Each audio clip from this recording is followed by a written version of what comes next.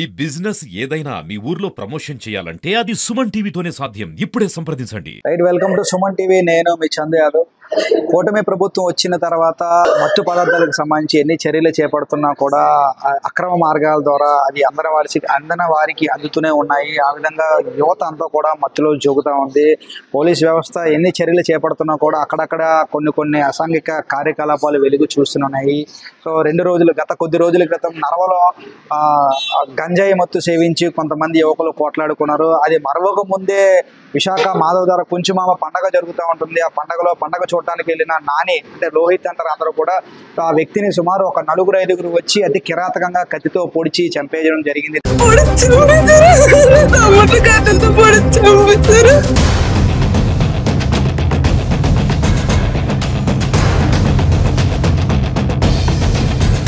10 కత్తిపోట్లు కిడ్నీల్లో దిగిపోయినాయి, గుండెల్లో దిగిపోయినాయి.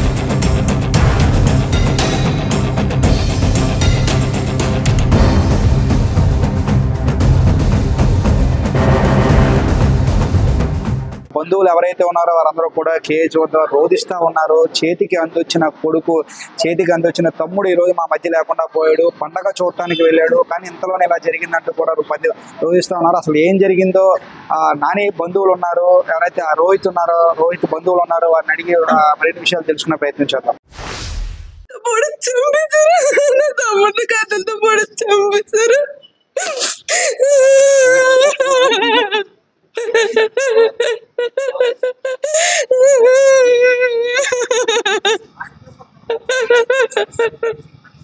పండగలోకి వెళ్ళిన తర్వాత జరిగిందమ్మా. పండుగలోకి వెళ్ళిన తర్వాత జరిగింది. 1 గంటకు ఫోన్ వచ్చింది. 10 పోట్లు పొడి చంపేశారని చెప్పారు.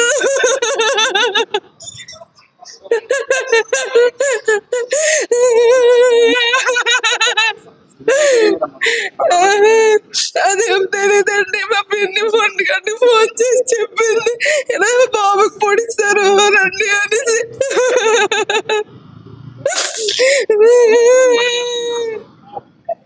ఇంటి దగ్గర ఉంటాడు, ఏ పని చేయడు, చదువు అయిపోయిన తర్వాత ఇంటి దగ్గరే ఉంటున్నాడు. వాళ్ళ ఫ్రెండ్స్ ఏం కాదు, వాళ్ళ ఫ్రెండ్స్ కాదు, ప్లాన్ చేశారు ఇలా.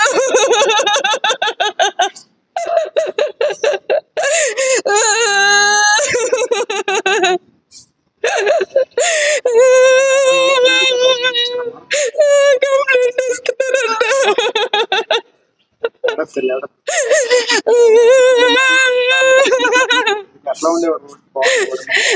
సొంత తమ్ముడు ఎలాగొంటాడు, కొడుకులో చూసుకుంటాము. ఆఖరి చెడిపోయాడు. 24 గంటల అక్క తిరగొకడే ఉంటాడు. మేనమామ, పెద్ద మేనమామ. ఏం జరిగింది అంటే అక్కడ పండగ జరుగుతుందని స్నేహితుల దగ్గరికి వెళ్ళాడు. కొంతమంది ఫ్రెండ్స్ ఏమో ఇక్కడ పరిస్థితులు బాగోరా, వచ్చి కారు ఎక్కి అంటే వద్దులే నేను సరదాగా అలా ముందుకెళ్తానని చెప్పి ముందుకు వెళ్ళినప్పుడు ఇప్పుడు పీక పట్టుకొని ఎవరైతే లాగాడో ఆడు మా వీధిలో చెత్తలు ఎత్తుతాడు. ఆడు పీక పట్టుకుని ఈడ్చుకెళ్ళిపోయాడు. ఆల్రెడీ బాబు పచ్చకామరితో ఉన్నాడు, కొంత తోయడానికని శక్తి లేదు. ఈడ్చుకుని వెళ్ళి ఆ వ్యాన్ వెనకాల వేసరికి అక్కడ కొంతమంది ఉన్నారు. వీళ్ళందరూ పడుకోబెట్టి పొడిచేశారు. 10 కత్తిపోట్లు కిడ్నీల్లో దిగిపోయినాయి, గుండెల్లో దిగిపోయినాయి.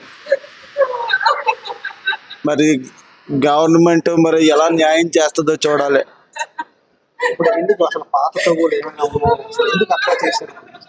మరి ఆ సంగతి నాకు తెలియదు. ఇప్పుడు ఎవరైతే పీక పట్టుకుని ఈడ్చుకుని వెళ్ళడానికి అన్నం లేకపోతే ఈడే తీసుకెళ్ళి అన్నం అది పెట్టేవాడంట. భోజనాలు అక్కడ కుర్రోళ్ళందరూ చెప్తున్నాడు. ఈ నాయని కూడా ఎవరైనా తిరగబడతా తప్ప స్వతహాగా వెళ్ళి గొడవలు పెట్టడు. ఆ రకంగా గొడవలు వచ్చాయి. ఆడు పీక పట్టుకుని ఈడ్చుకెళ్ళిపోయాడు. ఆడికి ఎన్నోసార్లు తిండి లేకపోతే ఇప్పుడు చనిపోయినోడే తిండి పెట్టాడు. కనీసం వాడి విశ్వాసం లేకుండా కూడా అలా చేశాడు అని చెప్పి వాళ్ళ స్నేహితులందరూ చెప్తున్నారు. వీళ్ళు ఇప్పుడు ఎవరైతే చంపేశారో బ్యాక్ పట్టుకుని సీసీ ఫుటేజ్ వచ్చింది బయటకి, పట్టుకొని తీసుకెళ్ళిన తర్వాత పడుకోబెట్టి, కారు కాదు అది వ్యాన్ ఏదో ఉంది అక్కడ, ఆ వ్యాన్ దగ్గర పడుకోబెట్టి పొడిచేశారు. కిడ్నీల్లో దిగిపోయినాయి, గుండెలో దిగిపోయింది.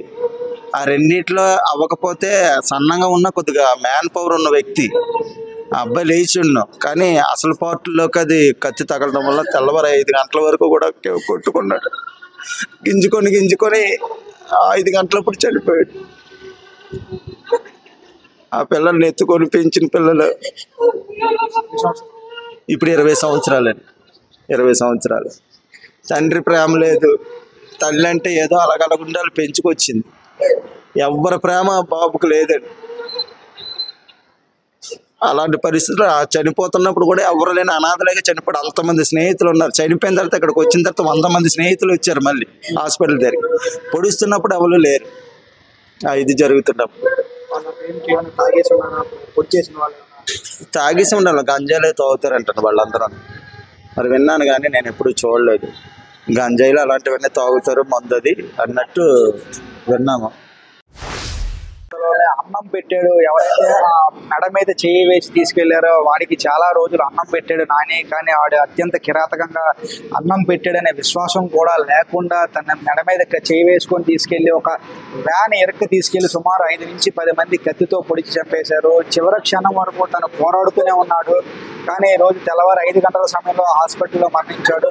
సో దీనిపైన పోలీసులు ఎవరైతే ఉన్నారో ఇప్పటికే ఒక నలుగురిని అరెస్ట్ చేసినట్టయితే తాజా సమాచారం. ఇంకా దీని వెనక చాలా మంది ఉన్నారు. వారందరినీ కూడా అరెస్ట్ చేసి నాని కుటుంబానికి తగు న్యాయం చేస్తారని కోరుకున్నాం. అదేవిధంగా కూటమి ప్రభుత్వం కూడా ఇటువంటి చర్యలు జరగకుండా మరిన్ని రక్షణ చర్యలు చేపట్టాలని అందరితో పాటు మనం కూడా కోరుకుందాం. చూస్తూనే ఉండండి సుమన్ టీవీ. వీడియో జర్నలిస్ట్ రవితేజతో చందు, సుమన్ టీవీ, విశాఖపట్నం.